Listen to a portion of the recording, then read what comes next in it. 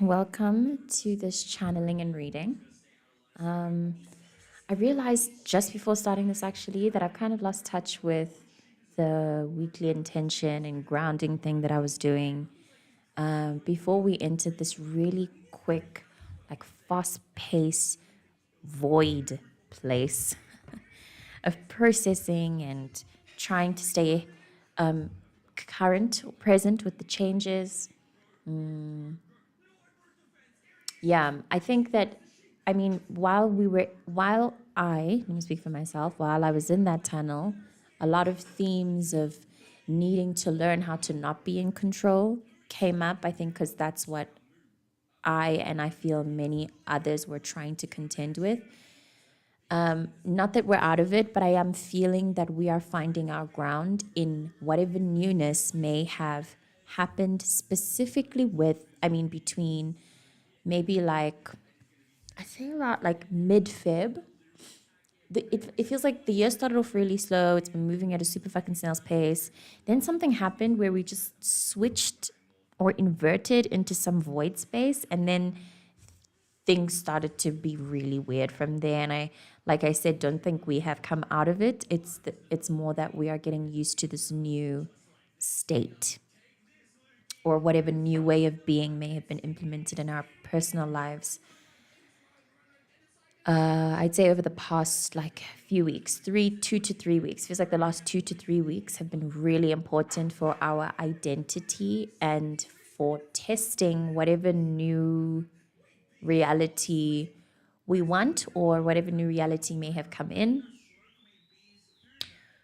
I think a lot of us are still trying to find our feet in how to be good at dealing with new things, how to be good at surrendering. And I like it. It's very, very, very, very uncomfortable, but I can appreciate a greater part of me appreciates how many opportunities we are getting to start afresh at the same time, and how many opportunities we're getting to really see things for what they are. I do feel, like I said earlier, I feel like it feels like the people that I read for and their community, we're all pretty good. We're all on track, and it's amazing. It's just now dealing with other people's lack of being on track and how that spills over to us, and then how we like draw boundaries between that. I feel like that's more of what we need to work on. How to really be ourselves, and how to understand that ourselves is truly like at peace, in bliss, confident, faithful, all those wonderful things, our true essence somewhere in there that's been vibrating constantly throughout our lives, but more intensely throughout these past few weeks. That part of ourselves has been so present, so true, so powerful, and so like, look at me, pay attention to me, rely on me. Listen to me, seek me for answers, listen to me for truth, all of that stuff, that place of peace within us, that inner light, that bliss, that stuff, that that sattvic state. I do believe that that's the state of our truest selves. That's like the state of the purest, that's the state of the raw human condition, is being in sattva, in my opinion, being willing to be of service to others, being open, being unafraid, being brave, all that stuff, being interdependent, being balanced.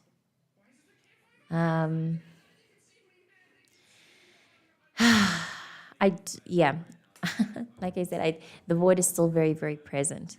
So even now, as I sit here trying to recollect whatever it is that I'd wanted to deliver in the intuitive channeling, it's so difficult. But mostly because before I come with what to do, there's this space in between of stillness and and not knowing and complete surrender and just blank, that is really scary to face. It's really scary to sit with.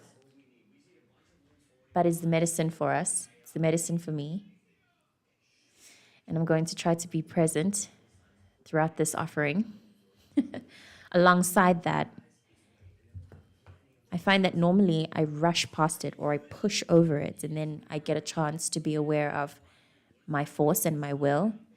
But I've also been finding that I've been too willful, too forceful, and there's a lot more fun to be had in leaving those spaces open and in being willing to just pause and like be and not urgently try to fill a space, like sharing silence with someone. But learning how to share that silence with the self. So that you're not always busy, not always moving, thinking, doing. I think that these days we can find a lot of peace in general. I try to, but it's very hard to find a lot of peace in just sitting down and doing nothing. And observing all the little voices of judgment that float around when you're doing nothing. Even the good kind of judgment, that the voices that say, good, now you can relax. Yes, you deserve it, da-da-da-da.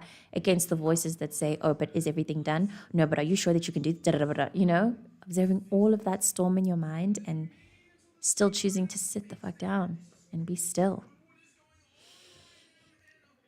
I know that this can also be achieved in meditation. I meditate daily, but there's something about needing to apply meditation, whatever practices you learn in meditation, in real time. All the time. That's like, oh no. That's funny because, yeah, like I said, I know meditation, so applying it in real life is a challenge.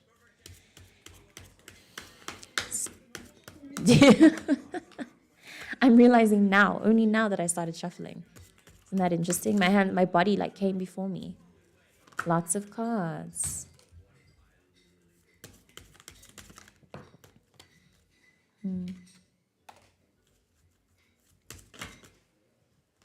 Okay.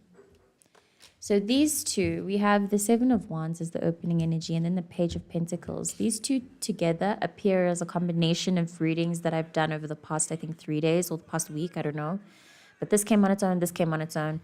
And then we have the Fool. So again, is it again? It's always again. I mean, this is how my readings normally play out. There's a story unfolding. And there's this part of the story of defensiveness that we are still not getting past. And with these two, I'm seeing, actually with all three, this is also something that I think has come with us in 2026 because of the soul pivot that I think we're all awakening to in terms of like our life purpose and what we want to do to earn money and all that deep stuff. There's this insistent defensiveness against choosing something differently and surrendering in terms of career and like money choices and all of that stuff. Like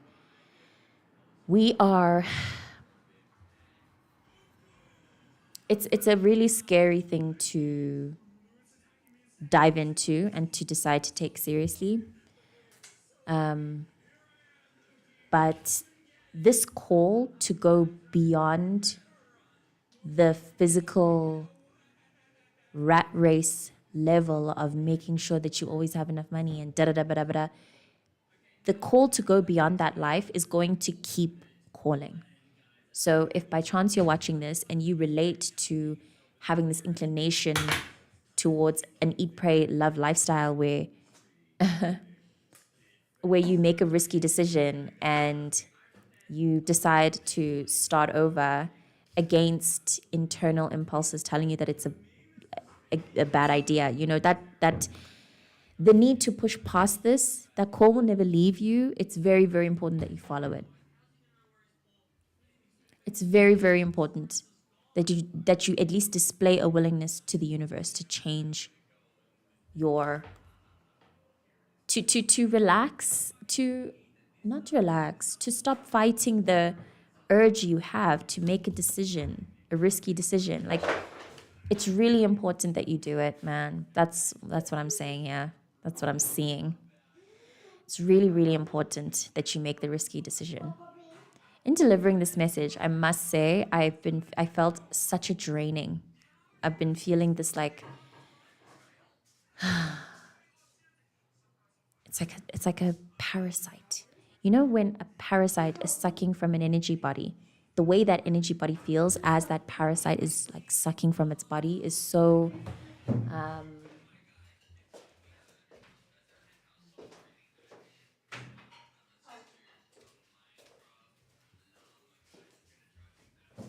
it's exhausting, and it can make you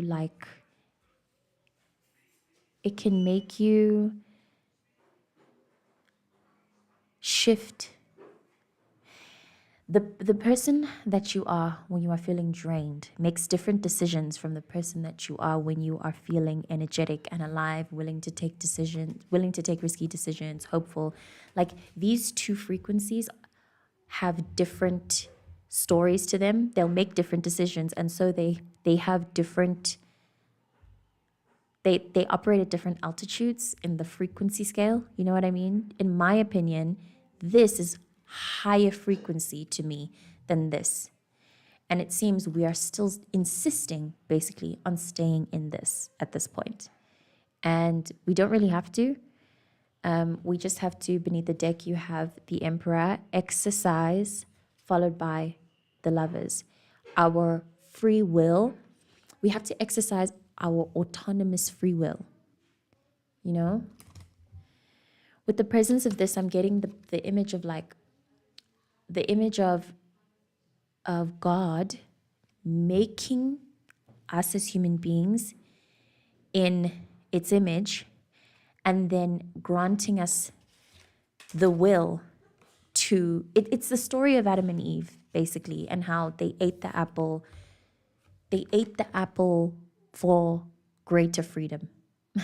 Now I'm dipping my toes in a controversial part of the religious experience, so take it or leave it.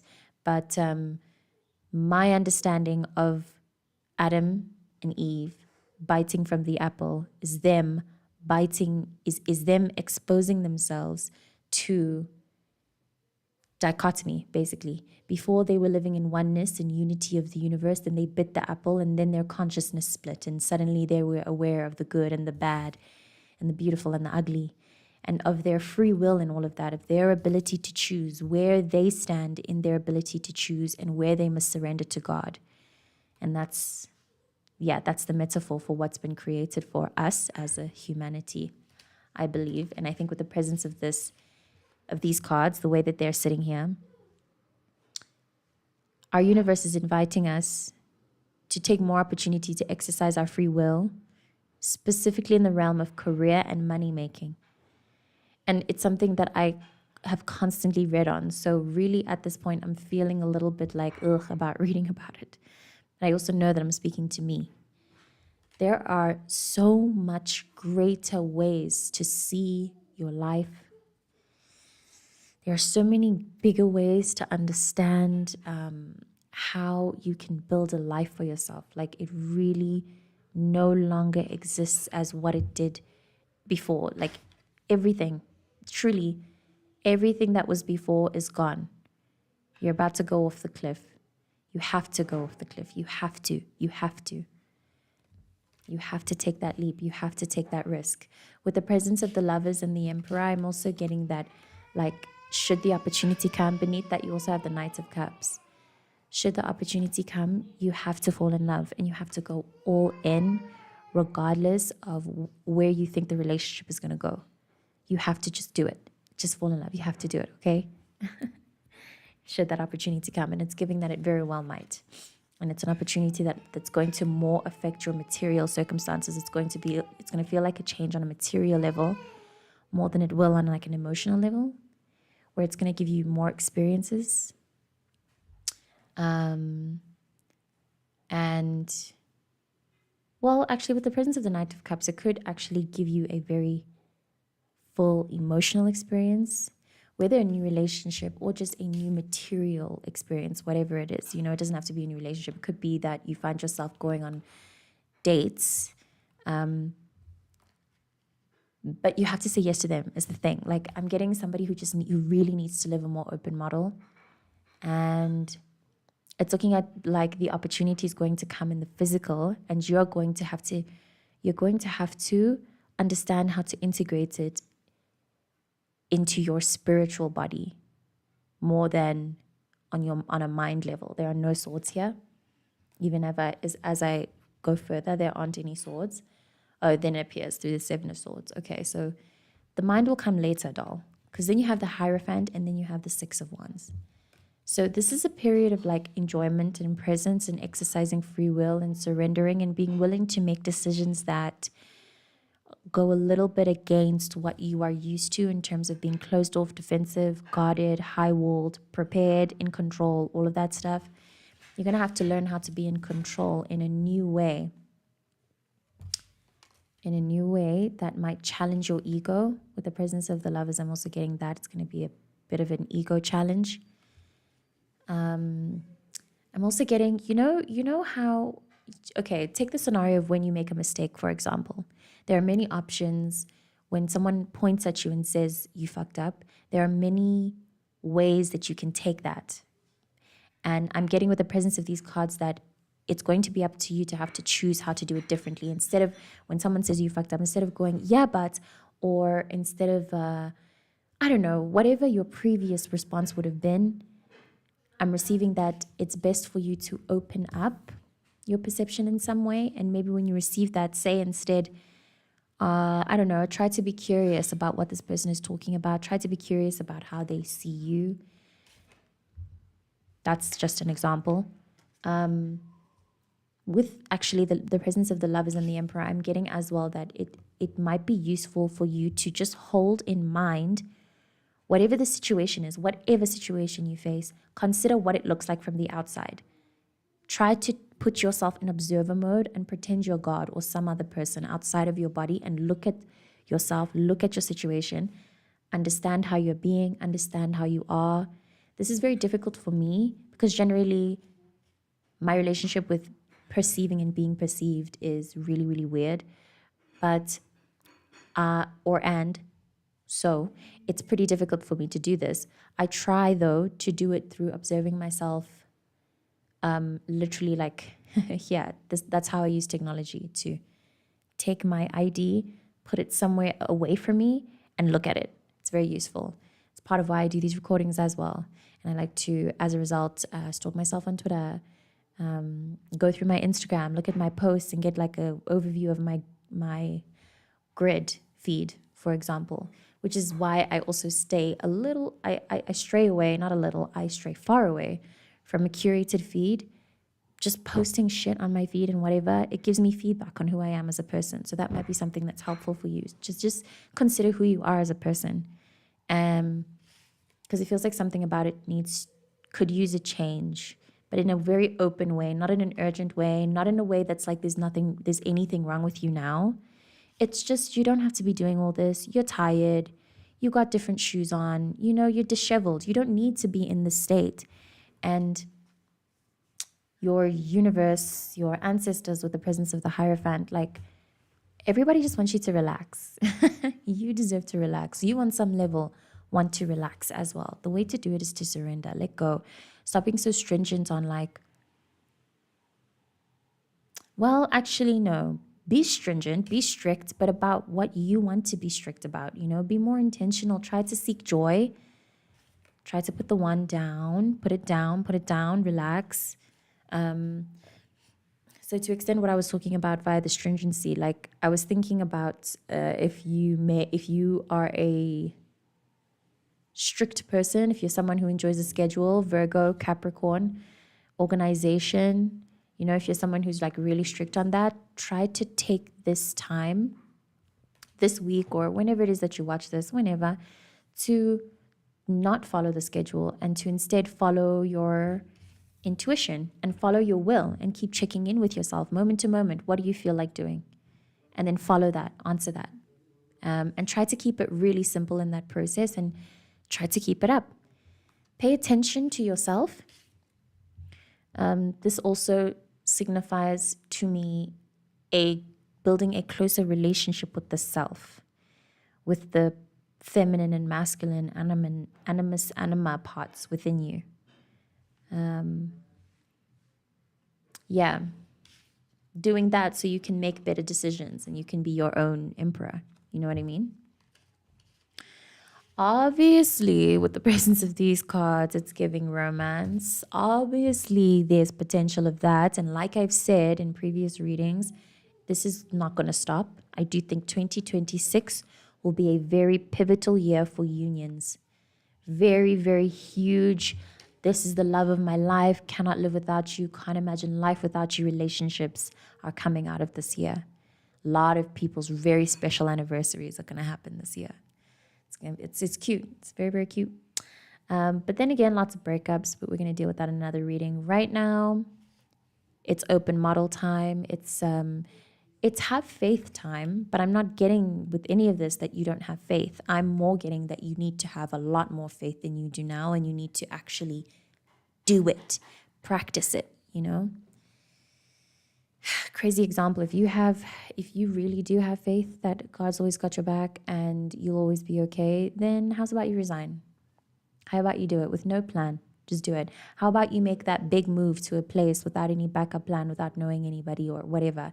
How about you say yes to this person that you don't really know or understand, but inside you're feeling like, nah, this feels good, this feels right, I'm having fun with this person. How's about you fall all the way in love with somebody? All the way. Don't worry about being hurt. How about you have faith that whoever it is that you're dealing with has your best interest at heart, even if you don't know them? What if you were delusional? What if? Do you know what I mean? Practice it. Put some time aside daily to actually be delusional. Practice delusion, you know? It's about that time. It's like a lot of your, okay. I want to say a lot of your blessings are waiting for you to like decide that you're deserving of them. But it's more like they're coming, they're rolling in, and you don't want to find yourself in this defensive position, poking at all these blessings that are there for you. You know what I mean? Yeah, I think it's worth noting as well that it's not very obvious what these sticks are doing. They could be like an offering to you. What if these people are giving you these sticks to try to help you? But you don't know, you're just poking at them. You're just fighting. What if? Do you know? It's pretty interesting. I love how they're drawn the same. The sticks in the victory card and the sticks in the oh my god, fuck off card, they're the same. They have the same kind of budding, the same kind of leaves. So yeah, you don't actually know what's happening, but you're just standing there defensive. Rather be hopeful. Why not? Why not assume the best? The chances of the best outcome and the worst outcome are like more or less the same. So why not choose the best outcome? I am going to shuffle, but I just wanted to neaten everything out, put everything in order. Okay, let's shuffle for some intuitive tarot and then close the reading. Wow. What are these? 3 of Swords and the 4 of Rods, I mean. Yeah. And then we have the 7 of Discs beneath the deck. So, okay, with the presence of the 7 of Discs, and the rest of the cards, obviously, but the presence of the 7 of Discs in general, getting into a specific situation where, like, you may be, direct advice, try not, if you're feeling extremely triggered by something, because, okay, this could also be a thing that happens. When this card showed up in a reading I did recently, I think it was the last reading I did, I mentioned how sometimes when we are in this position, it's where this card was also present, the universe will send us this kind of shocking connection or moment or whatever to put us in this state and to trigger us, essentially, on purpose. So it's possible that some intentional triggers from the universe arise in order for you to process these kinds of things and feel more empowered after the fact. Sometimes processing this makes you feel very weak, vulnerable, like you can't defend yourself, like you can't stand up straight. You know what I mean? Like you can't think straight, you can't do anything for yourself. But the point is to get you to this point. The point is to allow you to understand that being in this state does not make you weak. And to remember that you always have this place within you. I actually feel called to read the interpretation of this.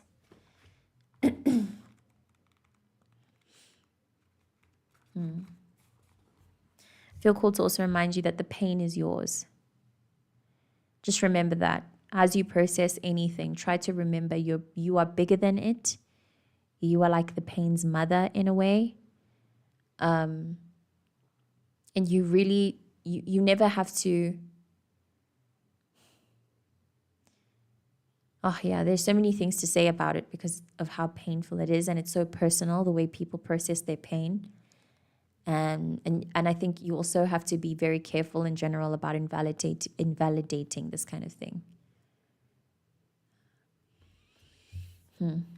We have coming home, the end of a long journey, having crossed many bridges and seen many places, the successful conclusion to a long search, internal harmony after discovering an inner refuge, endurance, conviction, finding your path at last. Yeah.